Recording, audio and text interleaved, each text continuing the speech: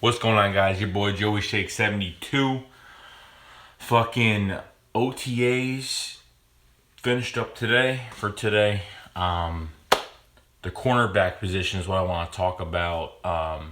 Rasul Douglas put on a fucking show today against everybody, especially Alshon Jeffrey. Alshon Jeffrey had an interview, press conference after practice, said that Rasul Douglas fucking really worked him.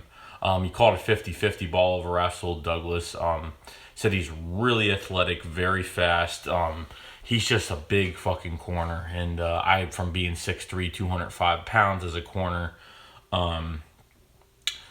really saying nice things about him, which I really like.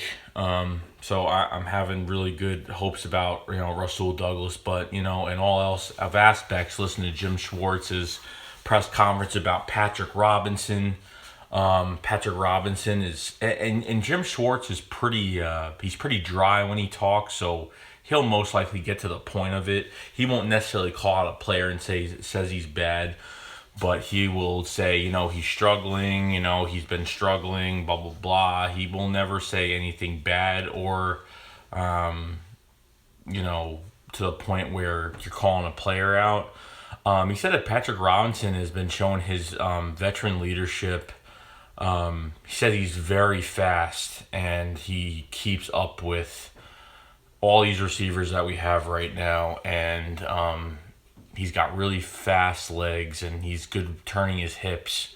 He's been in the league for such a long time, and he knows, and everyone knows he's been in the league for such a long time that, he could play the position. He got hurt last year. He got fucking hurt last year. So, he didn't really have a productive season because he was sitting on the fucking bench. But he's healthy this year, and he hasn't felt any pains, no hamstrings, no nothing. And he's actually been doing quite fucking well. Patrick Robinson and Jalen Mills are starting outside corners. And honestly, Jalen Mills, they're just hoping that he takes a big leap in year 2. That's pretty much it. I mean, they just want him to take a big leap. And just Jim Schwartz talks about Jalen Mills just being consistent because he showed a lot and a lot and a lot. I'm not talking about a flash here and there. I'm talking he made a lot of plays. Didn't allow any touchdowns from Jordy Nelson, Julio Jones, Antonio fucking Brown. So we can all get into that conversation. All right. And I know this is the weakest point on our team. And I know that we've had trouble with this position for a long time. And I think if Patrick Robinson could can really prove his worth this year and see how well he does, and I'm not talking shutdown, but if he literally plays like lights out, I'd sign him next year. I would definitely extend him a year. Actually, I don't even know because he's only on a 1-year deal, so I mean, see what happens. I just don't want him to be another Leotis McKelvin, another Nolan Carroll. I just don't want it. And he's typically a young guy, and he can get it done. Patrick Robinson. He just has to be healthy and prove to himself that he could do it. Otherwise, if he fucks up this chance, he's not going to get signed to a team, not as a starter. This is the best place for him because he knows that he could start immediately.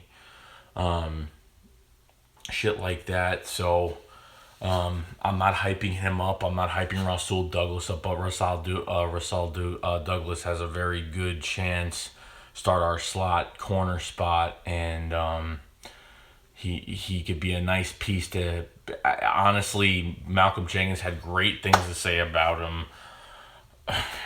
Jim Schwartz had really good things to say about him. I mean, there was nothing negative about that guy. He's not the fastest guy in the world, but he is a very, very physical, put his hands in your face corner and shows his worth with his long arms. And he was around the ball all day today. And he was battling Alshon like crazy. And that's what we need. We need the best receiver, one of the best receivers in the league, to be on a rookie and kind of go through everything. don't have pads on right now. So once they get pads on, it'll be a lot more fun to watch. I wish I was there. If I could be at the NovaCare complex and just watch it, trust me, I would fucking love to do that. The closest thing we can ever get to is pretty much going to the open practices, which I love going to. It's really fun just to go there. Don't have to pay anything. First come, first serve. Just go take a seat anywhere you want and just watch. It's hot as hell, but you don't really care. I was in the sun for probably 4 hours watching. About 2, 3. Actually, no, it was about almost 3 hours, and I was like sunburned like a motherfucker. So I ended up leaving, and I was already hanging out in Philly for the whole day anyway. So, but I have high hopes. Sidney Jones will take him out of the equation right now because, we know he's not going to be playing for a bit, and I'm really excited about that. And then I'll probably forget during the season because we'll be so into the season that I won't even know what's going on with Sidney Jones, maybe. And if he gets into a game where literally he can come, if we make it to a wild card or win the division, get into a playoff game, he could come in and they say, hey, we're in the playoffs, let's put him in, let's see what he could do, blah blah blah. But we'll get back to that later during the season, or if I hear any updates about Sidney Jones, I'll let you guys know. But the corner spot is just in a very fragile position right now because behind Patrick Robinson, Jalen Mills, and Russell Douglas is C.J. Smith, and that's not much good depth you got there. Ron Brooks is probably a guy that I would trust more out of anybody there. So Ron Brooks tore his ACL after the Week 5 Minnesota Viking game, and it was just a really bad thing because that's when Nolan Carroll moved into the outside, and everything just were fucked from there. And that's how it's going to go. So, on top of all of that, I feel good about the corner spot. I mean, I'm not 100% good with it, but I just want to see guys step up and make plays and show that they're not going to get fucking beaten in every play, because we signed Leotis McKelvin last year, and so many teams put the focal point on Leotis McKelvin, and he got burned. They picked Leotis McKelvin. That was supposed to be our number 1 corner to take on the best receivers. Not even that, but that's over Nolan Carroll, which is even worse. We had the last ranked corners in the league. Horrible. And the one thing I'll say about the Eagles team on the corner spot is fucking horrible. And hopefully now there's 16 corners, 15 or 16 corners that are in camp right now. So there's none, and remember everybody, there's none moving from 52, to 90 to 75, from 75 to, there's none of the roster that they have to trim the roster down each entire, few weeks. They're just cutting it down from 90 to boom, all the way down to the main roster spots. They're not doing cut down 10, cut down another 10 week by, every few weeks. This is you make it or you don't, and you're on and you're not. So that's how it's gonna go, and that's what's gonna happen. Derek Barnett's getting a lot of praise. I already said that in my last video. The way he bends and puts his hips around offensive tackles is fucking ridiculous. He looks like he's fucking. He'll make it look like he's trying to slide through a little skinny crack in a wall, with his body, and it's nuts, and he gets right through and he fucking curves around like it's nothing.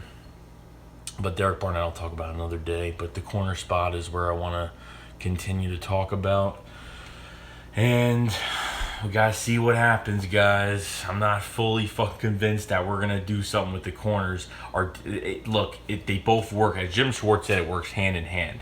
The defensive line can make our corners look good. Our corners can make our defensive line look good. If our corners fucking cover their guys, the offense of the other team will not be able to throw the fucking ball, which gives our defensive line time to get to the quarterback. If our defensive line pressures the fuck out of a quarterback, closes the pocket, which will attempt to throw, give the corner good position where they are to make a pick or stop the ball. However the hell they're going to do it.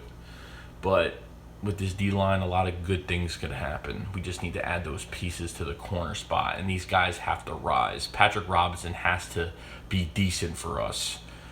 He has to, and I think everyone's getting the feeling that he is. I think everybody is the Patrick Robinson. Look. Jim Schwartz didn't say, "Oh, he did amazing at OTAs," but he did say that guy is fast. He's fast with his feet. He can run with anybody. All he's got to do is stay healthy. That's it. He didn't live up to his first round talent because of injuries.